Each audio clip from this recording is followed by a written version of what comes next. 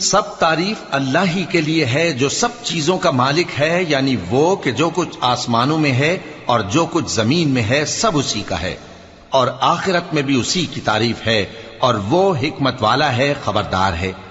جو کچھ زمین میں داخل ہوتا ہے اور جو اس میں سے نکلتا ہے، اور جو آسمان سے اترتا ہے اور جو اس پر چڑھتا ہے، سب اس کو معلوم ہے، اور وہ مہربان ہے، بخشنے والا ہے۔ اور کافر کہتے ہیں کہ قیامت کی گھڑی ہم پر نہیں آئے گی۔ کہہ دو کیوں نہیں آئے گی؟ میرے پروردگار کی قسم وہ تم پر ضرور آ کر رہے گی۔ وہ پروردگار غیب کا جاننے والا ہے، ذرہ بھر چیز بھی اس سے پوشیدہ نہیں، نہ آسمانوں میں اور نہ زمین میں، اور کوئی چیز ذرے سے بھی چھوٹی یا بڑی نہیں مگر کتاب روشن میں لکھی ہوئی ہے، اس لیے کہ جو لوگ ایمان لائے اور عمل نیک کرتے رہے ان کو بدلہ دے۔ یہی ہیں جن کے لیے بخشش اور عزت کی روزی ہے، اور جنہوں نے ہماری آیت